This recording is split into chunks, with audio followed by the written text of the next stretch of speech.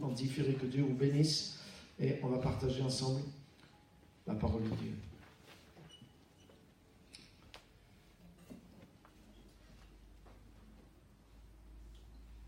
Donc tous ceux que je n'ai pas vus, je vous souhaite une très bonne année 2018. Et tous ceux que j'ai vus, je vous le souhaite encore. Même de souhaiter 2 fois, ça ne peut pas nuire à l'accomplissement, je pense.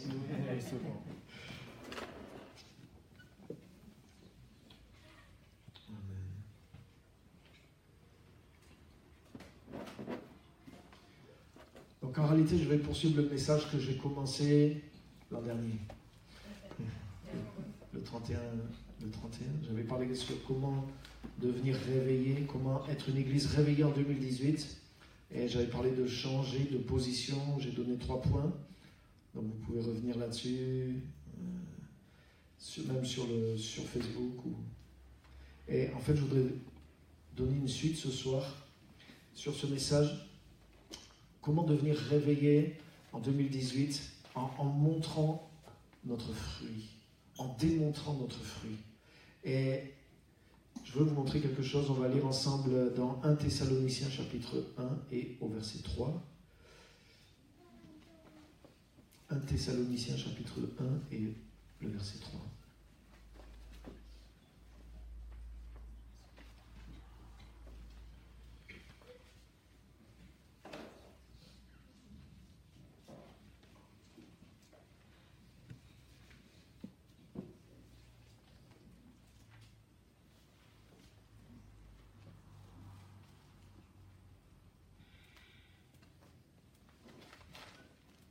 Thessaloniciens chapitre 1 verset 3. Il est dit ceci: nous nous rappelons sans cesse, c'est écrit derrière moi, l'œuvre de votre foi, le travail de votre amour et la fermeté de votre espérance en notre Seigneur Jésus-Christ devant Dieu notre Père. Nous nous rappelons sans cesse l'œuvre de votre foi, le travail de votre amour et la fermeté de votre espérance en notre Seigneur Jésus-Christ devant Dieu notre Père. Amen. Et dans ce verset-là, on voit des fruits. Les œuvres de la foi, c'est un fruit. Ça veut dire que la foi véritable doit porter un fruit. L'amour véritable doit travailler. On n'associe pas toujours amour et travail, par exemple. On a une vision sentimentale, édulcorée de ce qu'est l'amour. Mais l'amour biblique, la foi biblique, elle se concrétise. C'est-à-dire que si j'ai cette foi vraiment en Dieu, cette foi doit produire des œuvres. L'apôtre Jacques dit que la foi, même sans les œuvres, elle est morte en elle-même. Il dit que c'est comme un corps qui n'aurait pas d'esprit. Donc ça veut dire que c'est indispensable. La vraie foi doit produire des actions. Le véritable amour doit produire un travail. Et la fermeté de votre espérance dans notre Seigneur Jésus-Christ, devant Dieu, notre Père. Amen. Vous avez vu comment Paul, dans le verset, et il le fait souvent, il parle de quoi? L'amour, la foi et l'espérance. Vous vous rappelez de ça? Dans 1 Corinthiens 13, il dit ces 3 choses sont 3 qualités, 3 vertus chrétiennes les plus importantes. Et il dit ce sont celles qui demeurent. La foi, l'amour et l'espérance. Et il y a plusieurs passages dans la Bible où c'est intentionnel, où Paul parle de ça, la foi, l'amour et l'espérance. Dans 1 Corinthiens 13, il y a tout un chapitre sur l'amour. À chaque fois que vous allez dans un mariage, on vous lit 1 Corinthiens 13. Et à la fin, il parle de ça, il dit ces 3 choses demeurent, et la plus importante c'est l'amour. Il parle de la foi, l'amour et de l'espérance. Et là, c'est pas le hasard aussi, il cite ces 3 choses-là. Et ces 3 choses-là amènent un fruit. Ces 3 vertus qui viennent de Dieu, parce que c'est pas juste une foi humaine, c'est pas un amour humain, et c'est pas une espérance humaine. C'est des choses qui nous viennent parce que nous avons cette révélation de Jésus. Nous avons ce contact avec Jésus, avec sa parole, et c'est ce qui produit cette foi qui vient de Dieu, cet amour qui vient de Dieu, et cette espérance qui vient de Dieu. Alléluia. Par exemple, Paul dit, je prie pour que vous abondiez en espérance par la puissance du Saint-Esprit. L'espérance que tu reçois en tant que chrétien, c'est pas quelque chose que tu que tu as fabriqué toi-même. C'est quelque chose que la révélation, le contact avec Dieu a mis à l'intérieur de toi. Donc tu peux faire grandir cette espérance, mais cette espérance vient de Dieu. C'est pas toi qui as choisi d'espérer dans quelque chose, mais en découvrant la vérité, ça produit une espérance en toi. En découvrant la vérité, ça produit une foi en toi. En étant uni avec l'Esprit de Dieu, ça produit l'amour en toi. Romains 5,5, l'amour de Dieu est déversé dans nos cœurs par le Saint-Esprit. Tu ne peux pas être rempli du Saint-Esprit et être dépourvu d'amour. Ou sinon, ce n'est pas vraiment du Saint-Esprit que tu es rempli. Ou alors, il y a une partie du Saint-Esprit, mais il y a une partie où c'est toi aussi. Le Saint-Esprit produit l'amour. Le fruit de l'Esprit, c'est l'amour.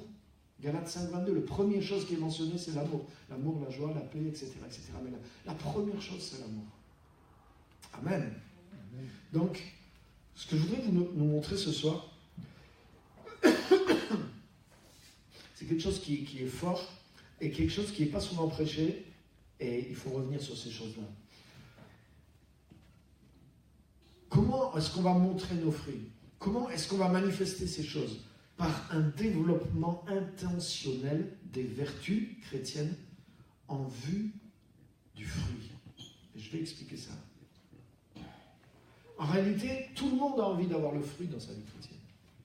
Tu vas voir quelqu'un qui a un amour extraordinaire et l'amour de cette personne produit tellement de choses. Et tu dis, waouh, je veux ce fruit dans ma vie, je veux avoir cet amour manifesté, je veux avoir cette puissance de Dieu dans ma vie, je veux avoir cet amour pour les âmes, je veux avoir ce zèle pour l'évangile, je veux avoir ce feu pour faire ça. Tu vas admirer quelqu'un qui, quelles que soient les épreuves, il ne bronche pas dans sa foi. Tu dis, waouh, mais j'ai envie d'avoir cette fermeté dans mon espérance. J'ai envie d'avoir les œuvres de la foi, j'ai envie d'avoir une foi qui peut conquérir les choses. J'ai envie d'avoir une foi qui déclenche des miracles. J'ai envie d'avoir une foi où rien ne m'arrête et je peux avancer et conquérir les projets de Dieu pour ma vie ou pour d'autres. Et on a tous envie de montrer le fruit de ces choses-là. Et tu sais quoi? Si tu veux des tomates dans ton jardin, c'est pas sur les tomates que tu dois te concentrer. C'est sur le plant de tomates. Si tu veux des abricots dans ton jardin, tu as deux solutions. Tu peux aller chez le marchand et tu vas avoir des petits abricots comme ça, qui sont pas bons, qui sont pas mûrs. Ou alors tu peux planter un arbre chez toi et travailler ton arbre. Mais si tu travailles ton arbre, les abricots que tu vas avoir, déjà tu ne les payeras pas. Peut-être tu vas en avoir des kilos et des kilos, mais ce n'est pas les mêmes que ceux que tu vas acheter. Et les tomates qui vont pousser chez toi, ce n'est pas les mêmes non plus que celles que tu as achetées qui n'ont aucun goût. Ça n'a rien à voir. C'est un autre monde. Mais si tu veux des tomates, tu ne peux pas aller directement aux tomates. Si tu veux des abricots, tu ne peux pas aller directement aux abricots. Tu dois te concentrer sur la plante, et c'est la plante qui amène la tomate. C'est l'arbre qui amène l'abricot. Et beaucoup de chrétiens sont concentrés sur les fruits et veulent les fruits, mais pour avoir le fruit, tu dois te concentrer sur l'arbre. Et l'arbre, c'est les vertus chrétiennes. Si tu veux avoir les œuvres de la foi, tu dois cultiver la foi. Si tu veux avoir le travail de l'amour, tu dois cultiver l'amour. Si tu veux avoir la fermeté dans l'espérance, tu dois cultiver l'espérance. Alléluia. Et beaucoup de gens veulent les résultats, veulent les fruits, veulent la manifestation sur le terrain de la vie en Christ, mais elle ne vient pas par miracle quelque part. Elle vient de Dieu, mais elle ne vient pas par miracle. C'est-à-dire que tu ne peux pas rester à prier, même à jeûner, et croire que d'un coup, paf, ça va tomber sur toi. C'est comme si moi, je prends des tomates, je me mets des images de tomates, où je m'imprègne du tomate et je prie maintenant dans mon jardin pour que les tomates viennent, mais je ne plante pas de plants de tomates. Ça ne marche pas comme ça. Vous avez essayé, non? C'est comme même si je mets des tomates et que je pose des tomates dans mon jardin et que je prie pour qu'elles fassent des petits, ça ne marche pas non plus. Je dois me concentrer sur le plan, je dois travailler la terre et je dois faire un travail, mais c'est miraculeux quand même, c'est une vie qui vient au travers de ce plant de tomates, ça va. Il y a une forme de miracle, mais une forme de miracle qui suit un processus. C'est pas moi qui crée cette vie, mais je dois suivre le processus de Dieu pour que la plante amène le fruit. Alléluia. Et tu sais quoi, le secret de la vie chrétienne, il est là. C'est que beaucoup de gens veulent le raccourci. Ils veulent arriver au fruit, ils veulent avoir les miracles, ils veulent avoir la puissance, ils veulent avoir l'amour. Il y en a beaucoup plus qui veulent avoir les miracles et la puissance que l'amour, malheureusement. Mais tu sais quoi, même les miracles et la puissance, ça suit le même processus. Si tu ne développes pas la nature de Dieu en toi, si tu ne développes pas le caractère de Jésus-Christ en toi, mais les miracles ne sont pas dissociés de la nature de Jésus. Les miracles font partie de la nature de Jésus. Alléluia. Jésus faisait des miracles. Pourquoi? Parce qu'il avait compassion des gens. Jésus n'a jamais fait... Jésus ne guérissait pas les malades pour démontrer sa puissance et son ministère. Jésus voyait les foules, il en avait compassion. Et même quand Jésus enseignait, il enseignait parce qu'il avait compassion des gens. Parce qu'il voyait que les gens étaient paumés. Il a dit, ils étaient abattus, languissants comme des brebis qui n'ont pas de berger. C'est-à-dire, ils ne savent pas où ils vont, quoi. Donc, comme ils ne savent pas comment se diriger dans leur vie, ils font des mauvais choix et ils se détruisent. Mais c'est ce que vit le monde autour de nous. Et des fois, on pense que les gens sont juste perdus le moment où ils meurent. Mais la perdition éternelle, c'est la finalité de la perdition que tu as vécue toute ta vie. De la même façon que le salut éternel, c'est la continuité du salut que tu as vécu toute ta vie. Jésus dit, il y a un chemin étroit qui mène à la vie, mais tu ne commences pas le chemin étroit le moment où tu meurs. Et il dit, il y a une route large qui mène à la perdition, et beaucoup entrent par là. Mais ce n'est pas au moment où tu meurs que tu prends l'autoroute. C'est la route que tu as prise qui mène à une destination. Chaque chemin mène à une destination. C'est une façon de vivre qui t'amène quelque part. Et les gens sont perdus déjà. Parce qu'ils sont désorientés, ils font des mauvais choix, ils n'ont pas la sagesse de Dieu dans leur vie, ils sont perdus dès maintenant. Et le fait d'être perdus, s'ils continuent à être perdus, ils vont être perdus définitivement. Et pourquoi je veux prêcher l'évangile? Pas simplement par devoir et pas simplement parce que je vois la perdition définitive, mais déjà dans leur état présent. J'ai la compassion pour eux, parce qu'ils sont perdus maintenant. Quelqu'un qui ne connaît pas Jésus-Christ, il ne peut pas être là où je suis aujourd'hui. Je ne parle pas physiquement. Je parle là où je suis dans ma vie, là où je suis avec Christ, les choses que j'ai, les choses que je possède. Et honnêtement, j'ai compassion. Parce que je sais ce que c'est d'être là-bas. Et je sais ce que c'est d'être là où je suis aujourd'hui. Et ça, c'est la compassion. Et la puissance qui va se manifester dans ma vie, elle est liée à cette compassion. Et les gens, souvent, veulent le raccourci. C'est ce qu'on veut aujourd'hui. Plus personne ne fait pousser des tomates. Tout le monde achète des tomates. Dans toutes les saisons. Sauf que les tomates, si on était aveugle et qu'on ne savait pas que c'était une tomate, je ne sais pas si au goût on reconnaîtrait que c'est une tomate. Il n'y a rien de réel, il ne reste pas grand-chose de réel dedans. Et dans la vie chrétienne, malheureusement, c'est pareil. Il y a plein d'églises, excusez-moi, mais les fruits qui sont dedans, c'est des fruits bon marché. C'est des choses qui sont artificielles. Mais le vrai fruit prend un vrai travail. Et c'est les vertus, c'est le développement des vertus de la vie chrétienne qui amène le fruit et qui amène la puissance dans la vie d'un chrétien. Et tu ne peux pas court-circuiter ça. Tu ne peux pas faire l'économie de ça. Tu ne peux pas aller de la case départ directement à la case arrivée. C'est les œuvres de la foi. Si ta foi, ce n'est pas cumulé, si ta foi, ce n'est pas développé, tu ne peux pas avoir les œuvres de la foi. Et la foi en tant que chrétien, c'est la clé de ta relation avec Dieu. La foi vient de ce qu'on entend aussi, et ce qu'on entend vient de la parole de Dieu. Romains 10, 17. C'est-à-dire que si tu ne cultives pas une relation privée avec Dieu, si tu ne cultives pas une relation avec la parole de Dieu, la foi qui vient de Dieu ne peut pas grandir en toi. Et si ta foi reste microscopique, mais les œuvres que ta foi va produire seront petites.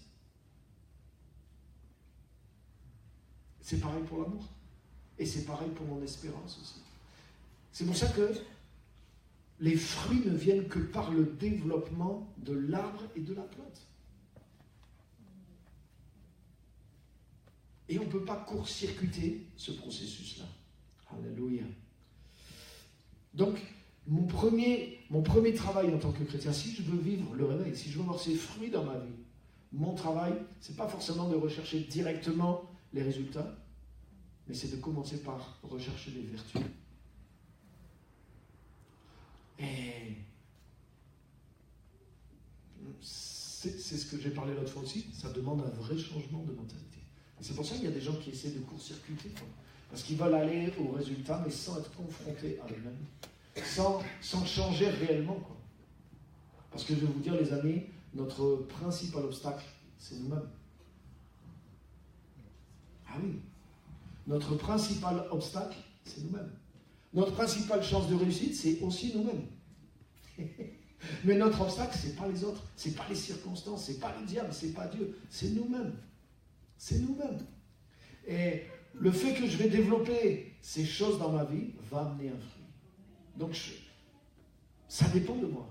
Ça dépend de moi. Je peux amener ce fruit à se développer dans ma vie. Et je dois apprendre à construire les vertus chrétiennes intentionnellement en vue du fruit. Mais regarde, quelqu'un qui a compris que les tomates, ça pousse sur des plants de tomates, il a compris le truc, hein. Le gars, il défriche un bout de son jardin, il sait la distance qu'il faut planter, et sur 40 ou 50 mètres carrés, il peut faire des tomates pour la famille pendant tout l'été, quoi. Et même des bocaux.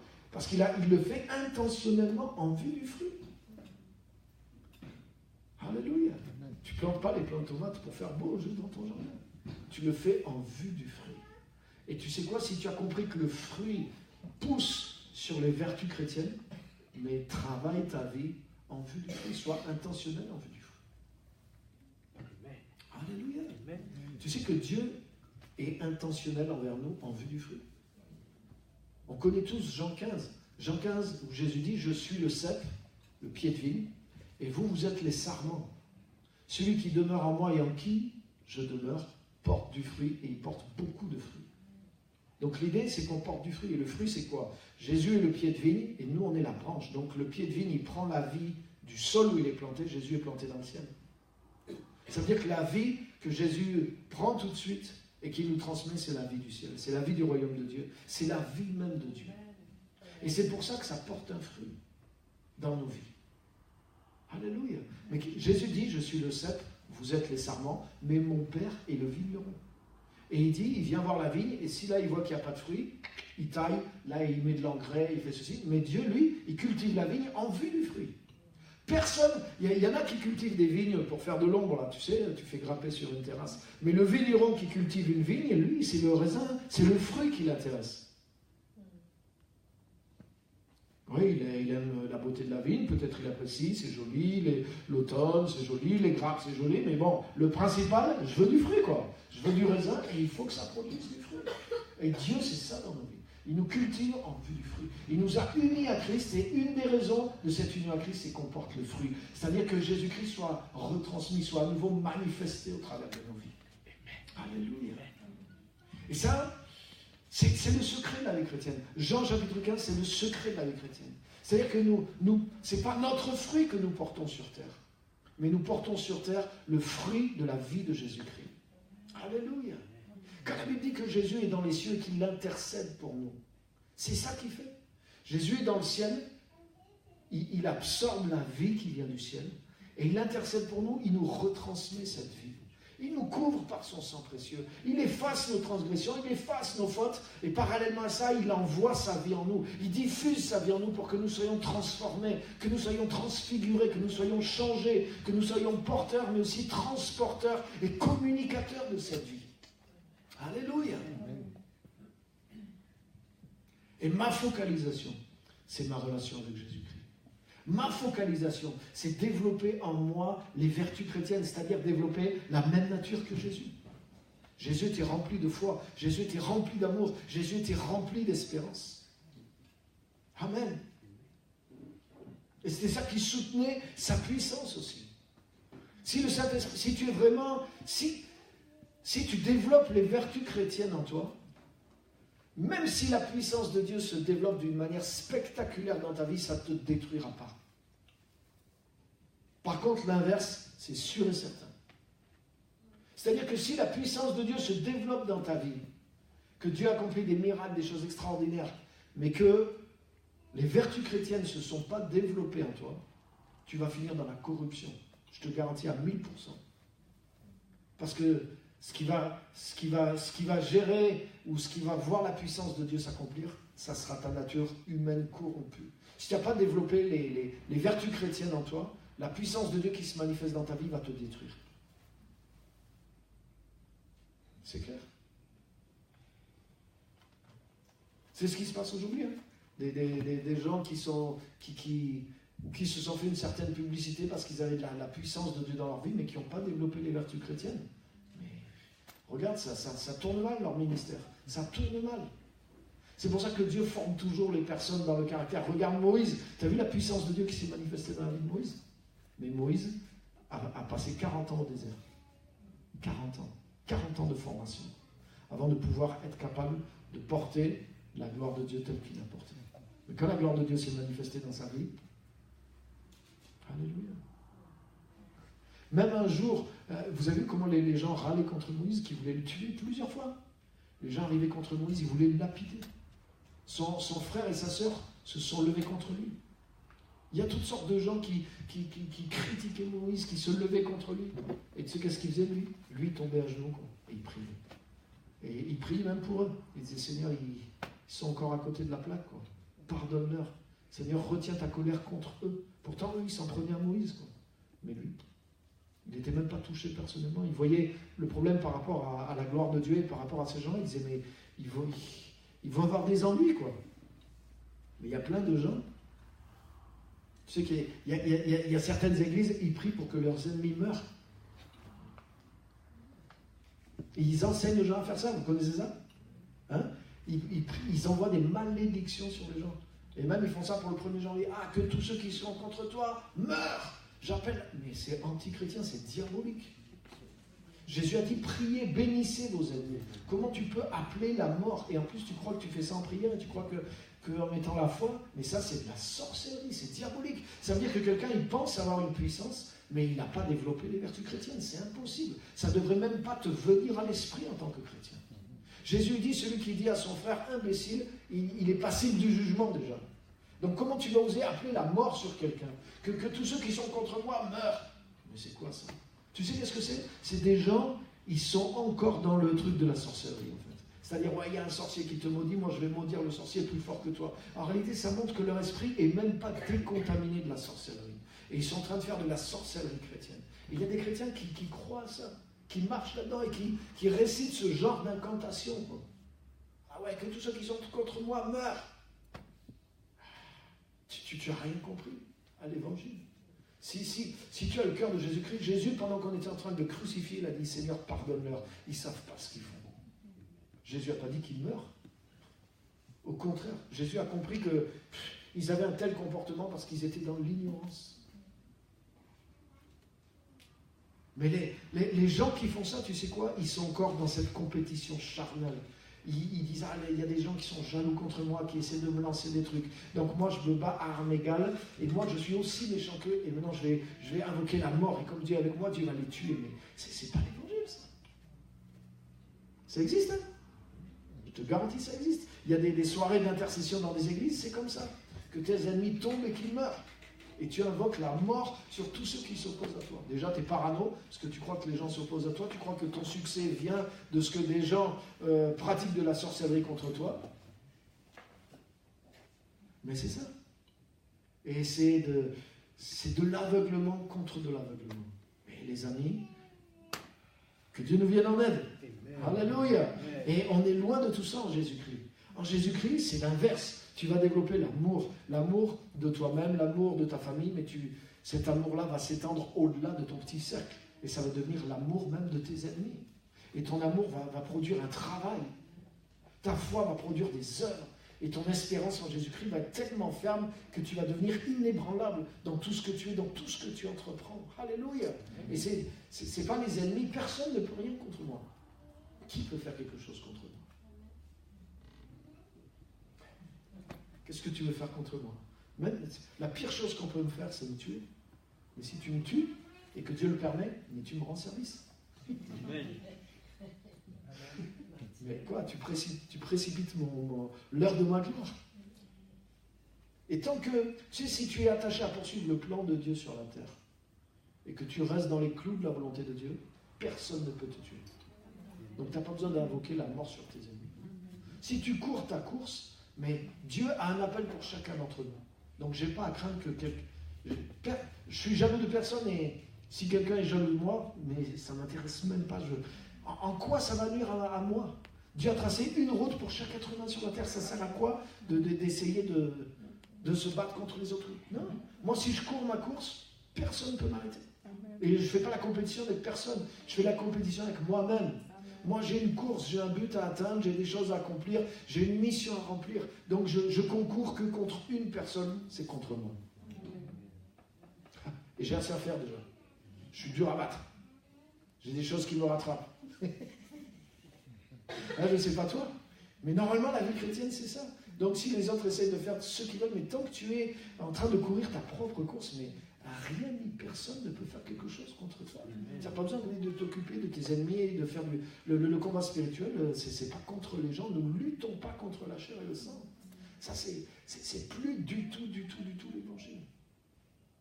Alléluia. Amen. Tu sais quoi? Le diable a la puissance. Mais le diable n'a aucune vertu à l'intérieur de lui. Le diable est dépourvu de toute vertu. C'est ce que j'ai compris. Tu sais pourquoi? Et une des choses qui le montre, le diable est obligé d'acheter l'adoration de ceux qui le servent. Parce que si le diable montre réellement qui il est, même ses adorateurs, ils vont le laisser. C'est parce qu'ils ne savent pas qui il est. Ben oui. Donc le diable achète l'adoration. C'est pas en se montrant qu'il provoque l'adoration. Dieu, c'est l'inverse. Dieu ne t'achète pas. Mais quand Dieu se révèle à toi, ça provoque ton adoration. Parce qu'il est bon, il est vrai, il est lumière, il est justice. Alléluia. Pourquoi? Il est rempli de vertus divines. Il est rempli de qualité, il est rempli de vertus. Le diable est dépourvu de toute vertu. Il n'y a rien de bon en lui. S'il montre quelque chose de lui, c'est mensonge, tromperie, méchanceté, cruauté. Donc ça va être difficile de vraiment le suivre. Les choses qui montrent, c'est la richesse, le pouvoir, mais le diable a la puissance. Donc si nous développons une puissance spirituelle dépourvue de vertu, c'est pas à Dieu qu'on est en train de ressembler. Vous voyez ce que je veux dire? Donc, notre focalisation doit être sur le développement des vertus chrétiennes. Et les vertus chrétiennes, c'est comme l'arbre, c'est comme la plante sur laquelle poussent les fruits. Si tu développes une vraie foi, tu vas avoir les œuvres de la foi. Si tu développes un véritable amour, ton amour va travailler. Si tu développes une véritable espérance, rien ne pourra t'arrêter, rien ne pourra t'abattre. Et ça, tu peux le faire, parce que le Saint-Esprit veut t'alimenter de foi, d'amour et d'espérance. Alléluia. Et le but de ta vie chrétienne, le but de ton culte personnel, le but de venir t'entraîner à l'église qui est un centre d'entraînement, c'est développer ça. Les choses, les épreuves même par lesquelles Dieu permet que tu passes, certaines d'entre elles en tout cas, tu dois les identifier. Il y a des épreuves, tu dois prier pour y échapper, mais il y a des épreuves, tu dois te réjouir de les traverser, c'est ce que dit Jacques. Réjouissez-vous, même tu devrais te réjouir de toute épreuve. C'est ce que dit Jacques, avant même de discerner si c'est une épreuve que Dieu veut t'épargner ou si c'est une épreuve au travers de laquelle Dieu veut que tu traverses. Eh oui, parce que tu sais quoi? Des choses ne peuvent pas changer dans notre vie sans que nous passions par certaines épreuves. Mais c'est sûr. Je parlais de Moïse tout à l'heure. Moïse, malgré tout ce qu'on lui faisait, alors qu'il était dans une position d'autorité tellement puissante, Moïse était obligé de cacher son visage parce que physiquement, il vivait la transfiguration comme Jésus. Il passait tellement de temps dans cette présence réelle de Dieu que ça commençait à se voir. Ce n'était pas du maquillage qu'il avait, lui. Il avait du... Et il cachait ça. Pourquoi? Parce qu'il ne voulait même pas que les gens soient plus impressionnés à cause de ce qu'il vivait. Et quand les gens étaient contre lui, il tombait à genoux, il était humilié. Et la Bible dit, nombre 12, 3, que sur la terre entière, Moïse était devenu l'homme le plus patient, le plus doux. Mais quand tu regardes 40 ans avant, quand il a commencé à comprendre qu'il était hébreu, il a vu un Égyptien qui frappait un hébreu, la haine, le sentiment d'injustice l'a saisi, et il ne s'est pas arrêté à défendre l'hébreu, il a tellement cogné l'Égyptien, il l'a tué, il l'a assassiné. C'est pas le même homme 40 ans plus tard. Il est en position d'autorité, en position de puissance. Hein, il prend un bâton, il tape sur un rocher, l'eau coule. Donc il n'invente pas les miracles, hein, il les produit, et franchement, il les produit, il enchaîne, quoi. Mais quand quelqu'un se lève contre lui pour le critiquer, ouais, Dieu n'est pas avec toi, pourquoi tu nous as appelés en Égypte pour mourir? Il n'appelle pas ses gardes du corps, hein.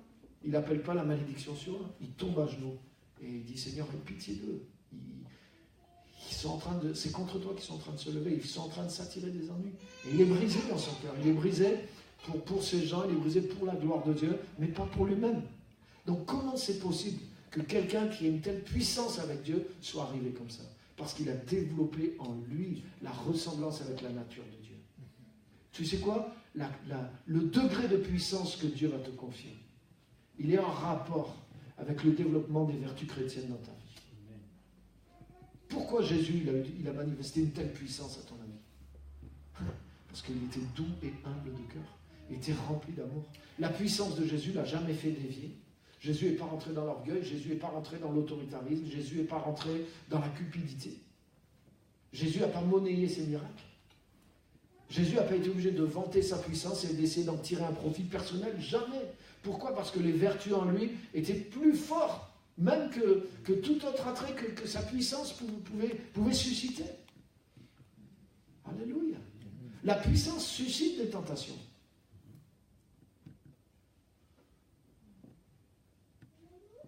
L'influence suscite des pressions sur toi. S'il devient quelqu'un qui a une influence sur beaucoup de gens, mais ça met une pression sur toi. Ça met une responsabilité sur toi. Donc tu dois avoir préalablement développé le naturel et le caractère de Jésus. Alléluia. Donc il ne faut pas avoir peur, oh là, moi je préfère rien faire du tout. Non, c'est pas ça. La Bible nous dit de faire les choses, mais de les faire dans l'ordre. C'est-à-dire la puissance, ça ne doit pas tellement être mon dada. Ce qui doit m'occuper, c'est développer les vertus chrétiennes. Et le fruit vient des vertus chrétiennes. Alléluia. Mais franchement, qui c'est qui prêche ça? Qui prêche ça? Va, regarde tous les prédicateurs sur YouTube. Quels sont les messages qui sont populaires? Est-ce que tu vois même un message? Le développement, comment développer, pourquoi il faut développer les vertus chrétiennes? Non. Les gens, ils croient que ça va être miraculeux, quoi. Ouais, pour qu'on voit les œuvres de la foi, pour qu'on voit la gloire de Dieu, qu'on voit le travail de notre amour, pour que je sois transformé un instant comme Moïse, il faut que je prie, il faut que je jeûne, et paf, la puissance va venir sur moi, et tac, non. Ouais, mais la puissance est venue sur Moïse. Il a eu une rencontre surnaturelle avec Dieu, mais il a eu 40 ans de préparation dans le désert aussi. Et pendant 40 ans, on ne sait pas qu'est-ce qu'il a fait. Mais il a travaillé sur lui. C'est sûr et certain. Et Dieu a travaillé sur lui aussi. Dieu a travaillé dans son caractère. Il est devenu un autre homme. Il a affronté les épreuves par lesquelles il est passé. Et Dieu a changé quelque chose en lui. Alléluia. Toutes les épreuves ne sont pas négatives, au contraire. Beaucoup de choses parlent. Des fois, dans l'épreuve, si Dieu ne t'enlève pas de l'épreuve, essaie de voir qu'est-ce que tu veux que je fasse? Comment tu veux que je traverse ça? Qu'est-ce que tu veux changer en moi? Qu'est-ce que tu as pour moi dans l'épreuve? Peut-être qu'il y a certaines de tes prières, Dieu est en train de les exaucer en te faisant passer par un moment difficile. Amen. Tu veux que ta patience se développe et tu crois peut-être que Dieu va te mettre la patience comme ça. Des fois, pour que ta patience se développe, Dieu te fait passer par quelque chose. Des fois, tu dis, oui, je voudrais aimer les gens qui ne sont pas aimables, ok? Dieu te met dans un environnement dans lequel tous les gens qui sont autour de toi, naturellement, ils te sortent par les yeux. Et Dieu est en train de te montrer, tu sais quoi? Le problème, c'est pas eux, c'est toi. Et en train de te dire, mais si tu es comme moi je suis capable d'aimer ces gens. Donc tu dois arriver à être capable d'aimer ces gens. Et Dieu te laisse dans cette école-là, jusqu'à ce que tu arrives à réellement les aimer. Mais tu ne peux pas le faire par toi-même. C'est en découvrant l'amour de Dieu. Mais tu vas toucher ta faiblesse. Pour trouver la force de Jésus-Christ en toi, tu dois toucher ta faiblesse. C'est pour ça que Paul dit, quand je suis faible, c'est là que je suis fort. C'est-à-dire quand je vois que je suis impuissant à faire quelque chose, je vais avoir recours à Jésus-Christ. Alléluia. Tu sais, Jésus n'est pas juste mon sauveur de ma vie passée. Jésus, il est le sauveur de ma vie présente. Si Jésus ne me sauve pas de moi-même chaque jour, je ne peux pas manifester ces choses qui sont là. Non seulement Jésus me sauve de moi-même, mais il me remplace chaque jour. Il vient vivre sa vie en moi. Alléluia. Mais j'ai dû arriver à un certain point pour le laisser vivre en moi. Je suis arrivé au point où, en tant que chrétien, je sais que je ne peux pas le faire par moi-même. Et j'ai besoin que Christ le vive à l'intérieur de moi. Alléluia. Et je veux développer ça dans ma vie. Je veux développer ces vertus chrétiennes. Je veux développer la présence de Dieu à l'intérieur de moi. Je veux développer l'amour de Dieu. Je veux voir comment Dieu aime les gens. Je veux voir comment Jésus était avec les gens. Alléluia. La différence entre Jésus et les gens religieux de son époque, mais elle était là. Vous vous rappelez, un jour, un homme religieux, un pharisien, a invité Jésus à venir manger à table avec lui. Jésus est venu, et pendant que Jésus était là, une femme de mauvaise vie, sûrement une prostituée, elle est venue, et elle s'est mise à pleurer aux pieds de Jésus. Elle pleurait sur ses pieds, et elle essuyait ses pieds avec ses cheveux. Et Jésus disait rien. Et Jésus a laissé cette femme vider son cœur, vider son désespoir. Mais le pharisien qui observe la situation, lui cogitait en lui-même, quoi. Et lui, tu sais quoi, il voyait quelque chose de sensuel. Et il disait quoi? Jésus se laisse toucher comme ça par cette femme. Là, c'est choquant. Tout le monde sait que cette femme, c'est une femme à homme. Et Jésus se laisse comme ça caresser les pieds avec ses cheveux. Elle est en train de faire quoi là? Et si Jésus était réellement un prophète, donc déjà il commence à salir la femme, dans ses pensées il commence à attaquer Jésus, et il remet en cause l'intégrité de Jésus. Si Jésus était réellement un prophète, il saurait de quelle espèce est cette femme qui le touche. Oh. Et Jésus a donné une leçon à ce gars. Et le problème, c'est ce pharisien, lui, la vision qu'il avait de tout ce qui se passait, parce qu'il n'avait aucun amour pour cette femme, il n'avait que du mépris pour cette femme. Il n'avait même pas la juste vision de qui était Jésus, pourtant il l'avait invité chez lui. En réalité, il doutait de qui était Jésus. Il n'était pas sûr du jugement de Jésus. Parce que même s'il avait eu des préjugés sur la femme, mais qu'il ait cru en Jésus, en voyant Jésus réagir comme ça, il aurait changé ses pensées. Il aurait dit, waouh, Jésus réagit comme ça, mais moi je suis dans le faux. Alors. Jésus ne juge pas cette femme, Jésus est en train de... Mais là, il juge la femme et il était en train de juger Jésus aussi. Donc lui, mais il était complètement... Pourquoi il n'y avait aucune vertu? Il y avait de la religiosité dans sa vie, mais c'est un cœur sec, c'est un cœur dur. Et tu ne peux pas avoir les... Ce pharisien, il pensait qu'il avait la foi, il pensait qu'il avait l'amour, il pensait qu'il avait la justice, mais c'est des épines là qu'il y a dans le fruit, c'est ce qui manifeste réellement par sa vie. Alléluia. C'est pour ça que c'est tellement important de travailler à ça. Si tu veux avoir un objectif en 2018 dans ta vie chrétienne, développe les vertus chrétiennes en toi. Développe les vertus chrétiennes en toi. Pourquoi beaucoup de gens, ils ont la culture évangélique, mais franchement, il y a des églises, le seul message, c'est, moi j'entends des fois des trucs là, que, ah oui, la fornication c'est un péché, attention comment on s'habille, et ceci et cela, et on dirait qu'il y a une telle peur, mais tu sais pourquoi? C'est parce qu'il n'y a pas la vraie vie chrétienne. Mais il n'y a pas la vraie vie chrétienne. Si la vraie vie de Jésus-Christ se développe à l'intérieur de toi, mais t'as pas besoin de... Moi franchement, moi j'aime enseigner la parole de Dieu, mais si franchement j'étais condamné à prêcher pendant 30 ans contre la fornication, mais j'irais faire autre chose. Hein. Je te le dis franchement. Si je suis obligé de prêcher contre la fornication, c'est que la nature des gens n'est pas changée. Et en réalité, dans ces églises-là, les gens sont dedans à fond, quoi. Mais c'est vrai. Et celui qui prêche... Tu sais, quand tu commences à prêcher tout le temps sur un truc comme ça, c'est que l'obsession, elle est en toi, quoi. Non, mais je te dis la vérité.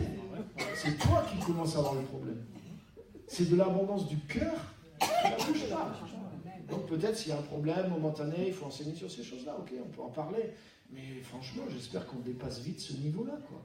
Parce que normalement, c'est au niveau de... C'est même avant la nouvelle naissance, quoi. Ça, c'est le message de Jean-Baptiste, repentez-vous. Donc c'est là que tu as abandonné la fornication. Donc si après toute ta vie chrétienne, attention à la fornication, oui, la fornication, c'est un péché, les chrétiens qui évitent la fornication. Tu sais quoi, c'est des églises où on a développé une culture évangélique, mais on n'a pas développé les vertus chrétiennes. Et ta vie ne change pas parce que tu as adopté la culture évangélique. ta vie change lorsque l'Esprit de Jésus-Christ vient en toi. Et que tu développes vraiment les vertus chrétiennes, tu développes la nature de Jésus-Christ à l'intérieur de toi. Là, je te garantis que tu vas vite t'éloigner de toutes ces choses-là. Regardez avec moi, et je vais terminer avec ça, dans 2 Pierre, chapitre 1er.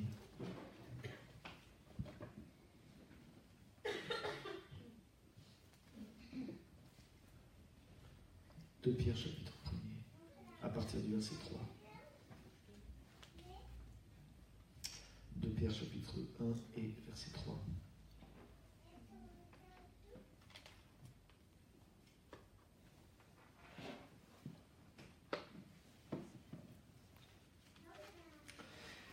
Il est dit, sa divine puissance nous a donné tout ce qui est nécessaire à la vie et à la piété, en nous faisant connaître celui qui nous a appelés par sa gloire et par sa force.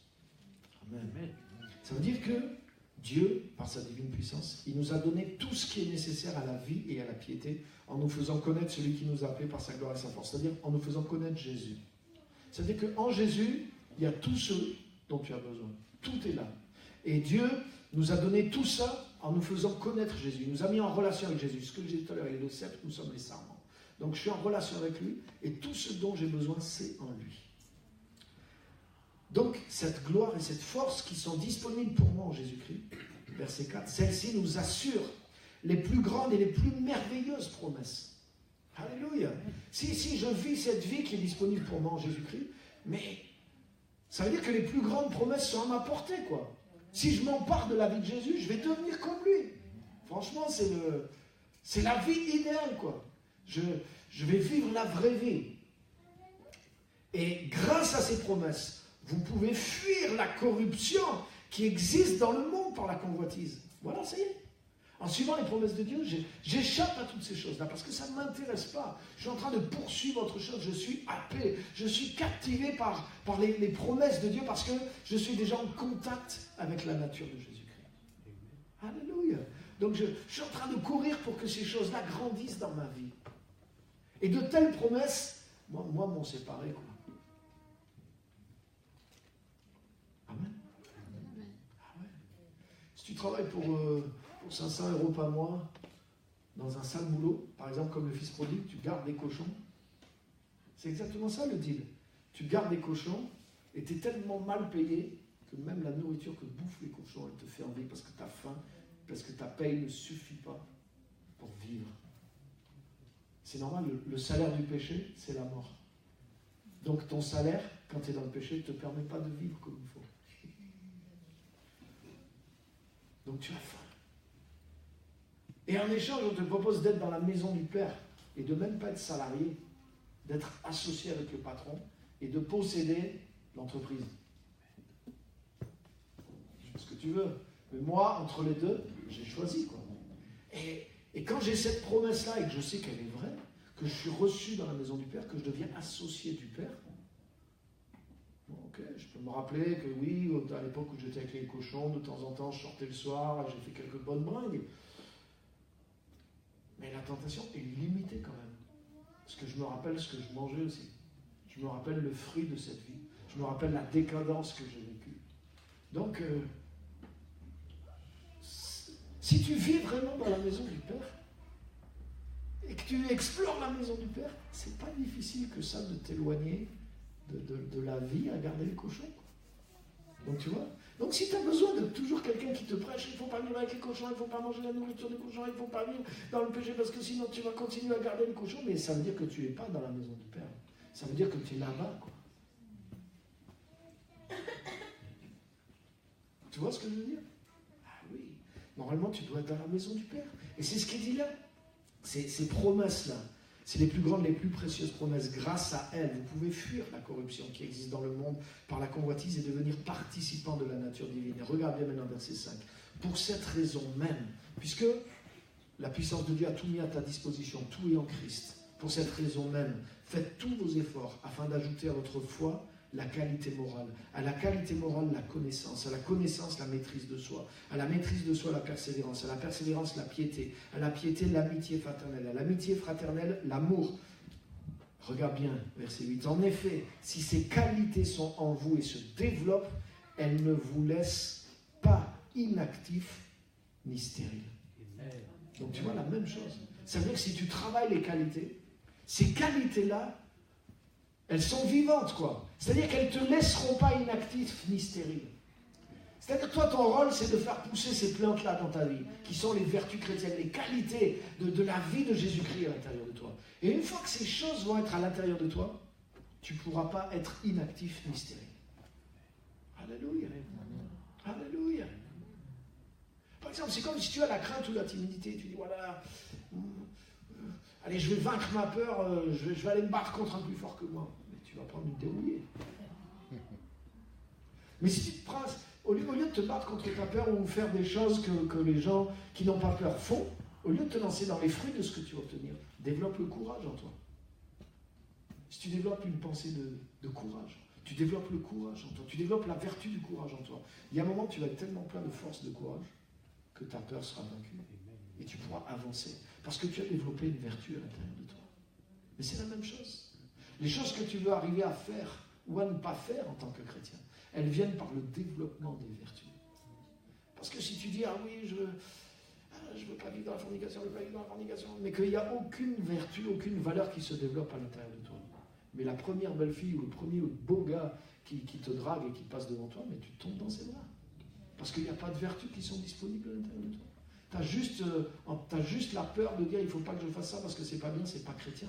Mais qu'est-ce que tu as développé à l'intérieur de toi qui va produire le contraire? C'est ça. Alléluia. Si tu as développé l'intégrité de la justice, si on te propose un pot de vin ou de l'argent, ou de voler de l'argent, ça ne t'intéresse pas. Tu es déjà vacciné à l'intérieur de toi. Mais si tu n'as pas développé la justice, l'amour de l'intégrité, etc., et que tu n'as pas d'argent, et qu'il y a moyen de dérober un peu et que ça ne se verra pas, mais ça devient une tentation pour toi. Parce que tu n'as pas développé un caractère de justice et d'intégrité. Donc ce qui te protège, ce n'est pas la décision que tu vas prendre au moment. C'est même pas de savoir le bien et le mal au moment, mais c'est d'avoir d'abord développé un caractère de justice et d'intégrité. Alléluia. Quand Joseph, la femme de Potiphar, lui a dit « couche avec moi », il n'a pas réfléchi. Il a agi d'après ce qu'il avait développé entre eux. Il s'est enfui directement. Parce que ce qu'il avait bâti en lui, c'était contraire à cette proposition. C'est pas à ce moment-là qu'il a commencé à réfléchir, quoi. Parce que tu as des instincts dans ta nature humaine qui te disent fais-le, quoi. C'est clair et net. Et tu peux avoir l'attraction physique, tu peux avoir le besoin même physique. Donc tout en toi peut crier fais-le, quoi. Donc qu'est-ce qui va t'empêcher de ne pas le faire juste parce que tu sais qu'il ne faut pas le faire? Ça va être faible, hein, si tu n'as que ça pour subsister. Et c'est pour ça que dans beaucoup d'endroits, les gens tombent, quoi. Parce qu'ils ne développent pas les vertus chrétiennes. Le fruit vient du développement des vertus. Et si tu développes ces vertus, elles te laisseront ni stérile, ni inactive. Ça veut dire que même ces vertus-là vont provoquer ton œuvre pour Dieu, vont provoquer ton ministère. Ton ministère vient des vertus que tu développes. Ce que tu vas faire pour Dieu vient de ce que tu vas développer. Ça ne te laissera pas tranquille, quoi. Ça va te laisser ni inactif ni stérile. Même quand on te dit j'ai la flemme de faire quelque chose, mais tu vas avoir tellement la compassion, tu vas avoir tellement l'onction sur toi, tu vas dire non, je ne peux pas laisser la situation comme ça. J'ai l'énergie, j'ai envie de le faire, j'ai l'amour pour ça, et je vais me lever, je vais bouger, je vais faire quelque chose. Alléluia. Ce qui te permet de te dépasser, c'est le développement des vertus de Jésus-Christ à l'intérieur de toi. Ce qui te permet de ne pas céder à tes instincts, c'est le développement des vertus chrétiennes à l'intérieur. Ce qui te permet d'aller au-delà de tes craintes, de tes limitations, de tes complexes, c'est le développement des vertus chrétiennes à l'intérieur de toi. Alléluia. Par exemple, Paul dit, car ce n'est pas un esprit de timidité que nous avons reçu, mais un esprit de force, d'amour et de sagesse. Et il dit à Timothée, regarde ce qu'il lui dit. Il lui dit, n'aie donc pas honte du témoignage à rendre à Jésus-Christ. C'est pas évident d'avoir un témoignage dans l'opposition. Et des fois, tu peux avoir un... Timothée, c'est manifestement quelqu'un qui avait un caractère timide. Timothée était timoré. Il était craintif. Mais comment Paul lui dit de s'en sortir? Il lui dit pas, ouais, t'as la crainte, c'est un péché, c'est honteux, vas-y, affronte tout. Il lui dit, non. Il lui dit, fortifie-toi dans le Seigneur. Il lui dit, car ce n'est pas un esprit de crainte que nous avons reçu, mais un esprit de force, d'amour et de sagesse. Autrement dit, fortifie-toi en Dieu pour développer en toi la force, l'amour et la sagesse.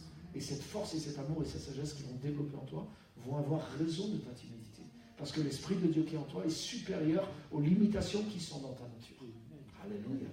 Ça veut dire ce que tu cherches, ce que tu veux obtenir, ce que tu veux devenir, ce que tu veux faire en tant que chrétien. C'est dans les vertus chrétiennes que c'est déjà présent. Donc ne cherche pas à te lancer peut-être tout de suite dans le résultat et à te prendre des gadins.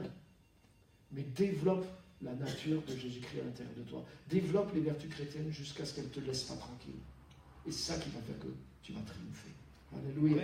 Amen. Amen. Et dans Pierre, là, au verset 9, il dit, quant à celui qui ne possède pas ces qualités, il est aveuglé par sa myopie, il oublie qu'il a été purifié de ses anciens péchés. Tu te rends compte? Ça veut dire que c'était une évidence pour l'apôtre Pierre à cette époque-là, que dès que quelqu'un est purifié de ses péchés, c'est la première chose qu'il doit faire, quoi. Il doit travailler à développer ses qualités en lui, parce que c'est comme ça qu'il va porter du fruit. Donc c'était clair pour eux, c'était une évidence. Alors que les gens, des fois, ils pensent, ça y est, j'ai été purifié de mes péchés, maintenant je vais à l'église, amen, et je prie pour que Dieu fasse un miracle, quoi. Je prie pour que des choses arrivent, je prie pour que j'ai la foi et que j'accomplisse de grandes œuvres, je prie pour que j'ai l'amour et pour que les choses... Non, c'est pas en priant, c'est pas Dieu qui va le faire. Il dit, Dieu a mis tout à ta disposition en Christ, sa divine puissance nous a donné. Donc fais tous tes efforts pour développer ces qualités. Et si qualités se développent en toi, elles ne te laisseront pas comme tu es. Elles auront raison de toi, parce qu'elles sont vivantes, c'est la nature même de Jésus-Christ. À un moment, elles vont te dépasser, et elles vont te rendre capable de faire ce que tu ne pouvais pas faire. Et elles te rendront incapable de faire ce que ta chair voudrait que tu fasses.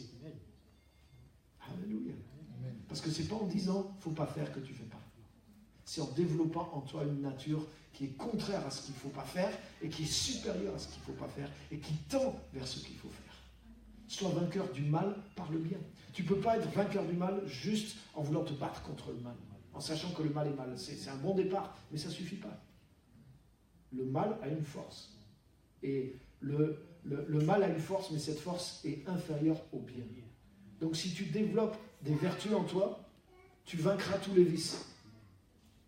Mais si tu dis que juste, il faut résister aux vices, tu peux prêcher contre tous les vices. Mais si les vertus ne se développent pas, tu ne peux pas vaincre le vice en voulant dire non au vice. Tu peux vaincre le vice par la vertu. Tu peux vaincre le mal par le bien. Alléluia. Donc développe les qualités de Christ en toi, et ces qualités-là t'amèneront dans le fruit dans cette année 2018. Alléluia. Investis du temps sur ça. Investis du temps. Prends du temps dans la présence de Dieu. Prends du temps dans l'écriture. Travaille sur ton caractère. Quand tu es dans des épreuves, regarde comment Dieu peut-être veut te changer. Qu'est-ce que Dieu veut amener de nouveau dans ta vie. Quand tu vois aussi tes mauvais traits de caractère, ne les cache pas aussi. Mais reconnais-les. Et travaille, pas forcément devant les autres, mais travaille. Quand tu dis, ouais, en fait, je vois bien que j'ai tendance à être comme ça, je vois bien que j'ai ça. Et amène-le devant Dieu et travaille-le. Regarde comment est Jésus. Cherche à devenir comme lui. Imite-le. Demande au Saint-Esprit de te transformer. Remplis-toi de l'image de Jésus-Christ pour devenir comme lui. Alléluia. Travaille dans la puissance du Saint-Esprit pour qu'il y ait cette fusion dont j'ai parlé. Que ta mentalité change, que l'Esprit de Christ développe en toi, t'aide à développer en toi les vertus chrétiennes. Alléluia. Amen. Travaille sur toi. Développe en toi ces choses-là. Et ensuite, elles t'emmèneront plus loin. Amen. Amen. Il y a, dans le livre des Proverbes, Salomon, il parle de la sagesse et il dit, si tu exaltes la sagesse, si tu embrasses la sagesse, elle t'élèvera. Ça veut dire que les vertus chrétiennes, elles ont un pouvoir. Si tu t'attaches à elles, c'est elles qui t'emmènent. Au début, tu les amènes dans ta vie, mais au bout d'un moment, c'est elles qui t'amènent là où tu dois aller. Amen. Amen. Donc, ma prière pour 2018, c'est vraiment ça. Ma prière pour nous cette année, c'est vraiment ça. C'est vraiment que les vertus de Jésus-Christ se développent à l'intérieur de nous. Ce qui fait qu'on va être une église différente, c'est ça. Oui, c'est sûr. Ce qui fait la différence dans les églises, c'est pas combien il y a de miracles. Moi, je suis pour les miracles. Et il y a des miracles. Amen. Les miracles, c'est pas notre problème. Jésus a dit, voici les signes qui suivront ceux qui auront cru. Donc,